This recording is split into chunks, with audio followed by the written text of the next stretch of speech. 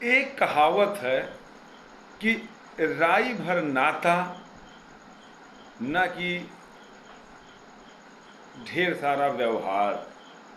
रिश्ता नाम मात्र का भी हो तो वह रिश्तेदार अकाट्य साबित होता है, काफी हितप्रद होता है। ये बात साबित किया है कन्हैया ने, केशव ने, नटवर लाल ने। कैसे और कहां पर? तो दृष्टांत आता है, ये आपको समर्पित है, आपके लिए है।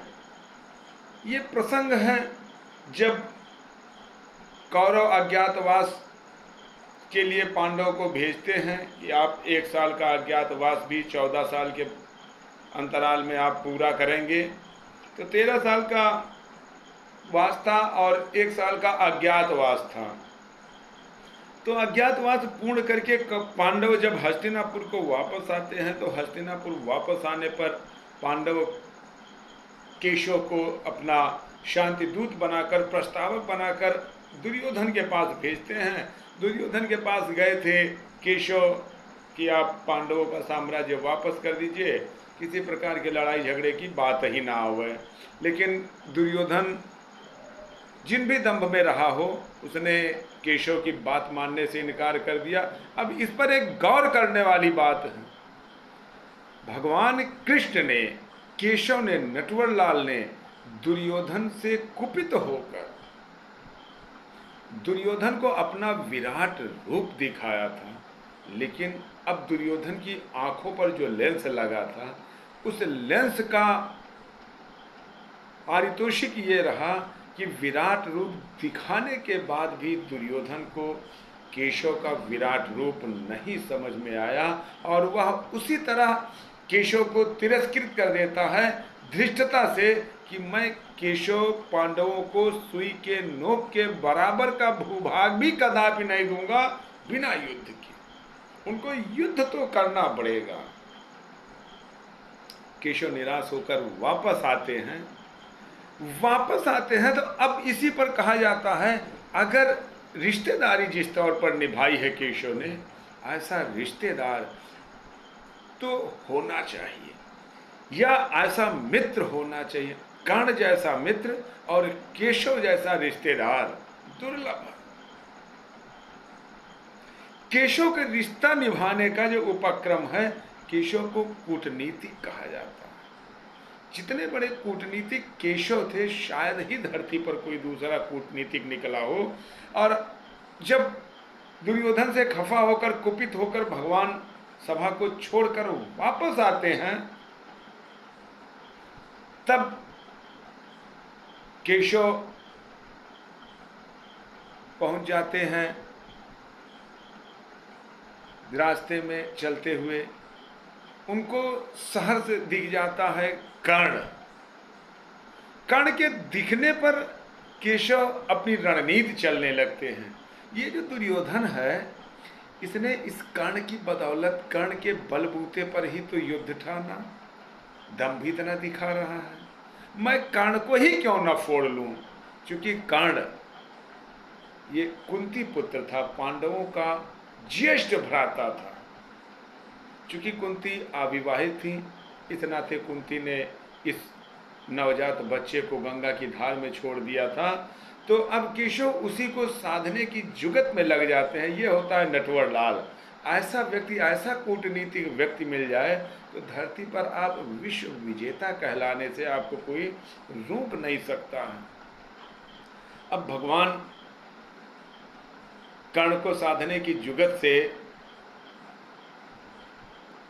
निकल पड़ते हैं और चिंतन करने लगते हैं। उस पर दिनकर जी ने लिखा है कि भगवान सभा को छोड़ चले, करके रण गर्जन घोर चले, सामने कर्ण सकुचाया सा, आ मिला चकित भरमाया सा।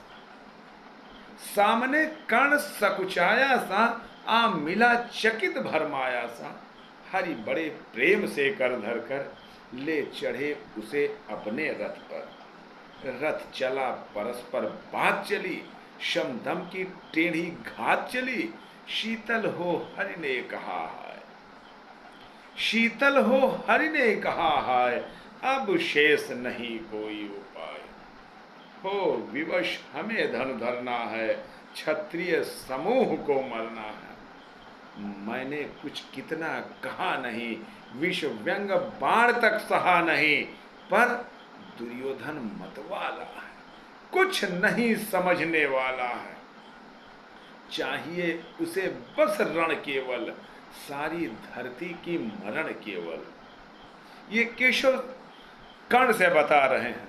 अब कहते हैं, हे वीर बोलो तुम ही अकाम, क्या वस्तु बड़ी थी 5 ग्राम, वह भी कौरव को भारी है, मत गई मूढ़ की मारी।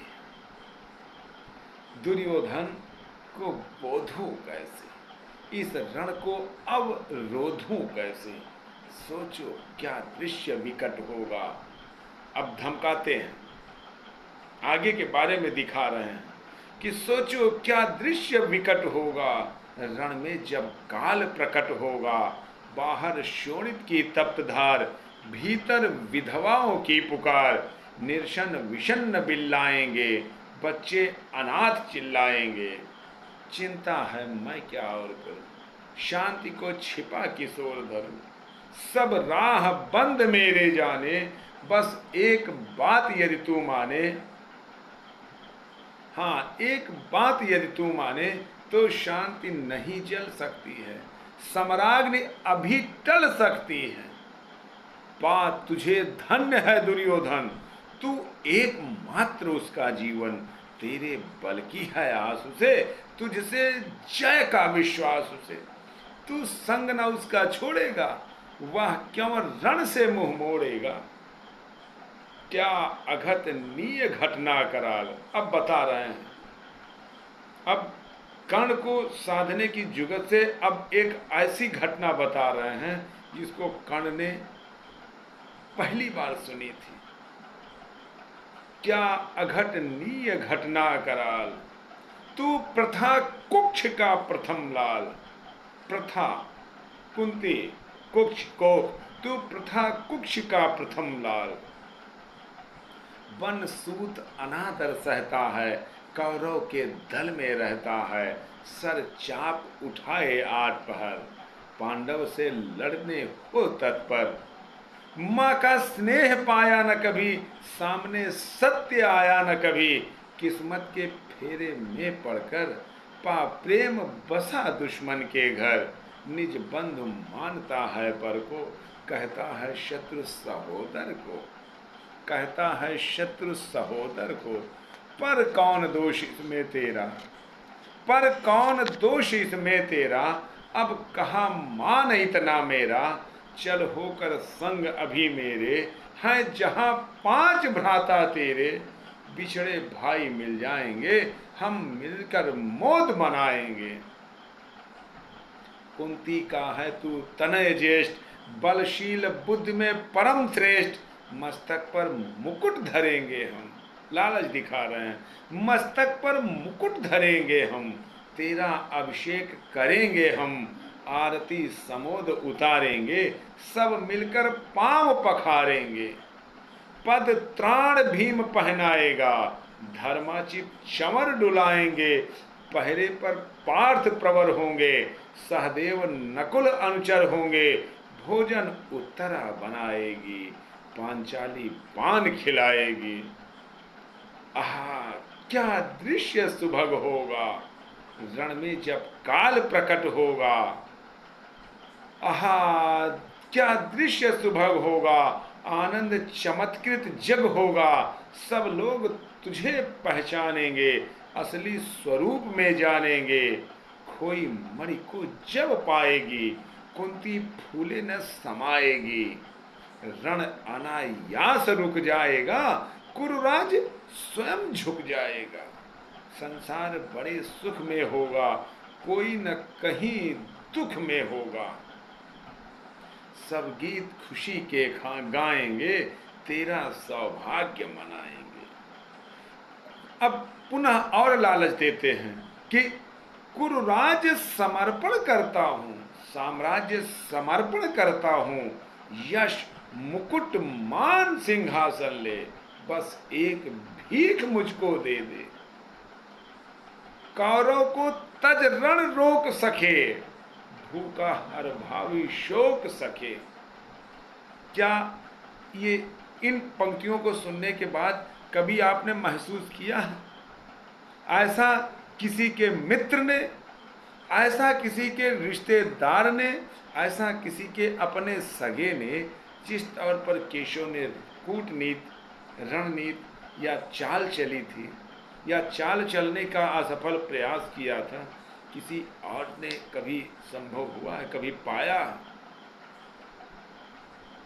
चलिए, बेहतर है कि सब गीत खुशी के गाएंगे, तेरा सौभाग्य मनाएंगे। कुरुराज्य समर्पण करता हूँ, साम्राज्य समर्पण करता हूँ, यश मान मुकुट सिंहासन ले, बस एक भीख मुझको दे दे। कौरव को तज रण रोक सके, भूखा हर भावी शोक सके। अब इस पर कर्ण इतनी सारी बातें सुनता है, बड़ा गंभीर हो जाता है। उसके बाद अपना विचार व्यक्त करता है, जिसका वाचन मैं अगले खंड में लेकर आऊँगा, अगले भाग में लेकर आऊँगा। तब तक के लिए आपसे गुजारिश है, आपसे निवेदन है, सविनय आप निवेदन है कि आप चैनल को सब्सक्राइब करते हुए आप बेल आइकन की बटन को दबाएंगे और वीडियो को लाइक करते हुए शेयर करिएगा। आपका सबका परम साधुवाद।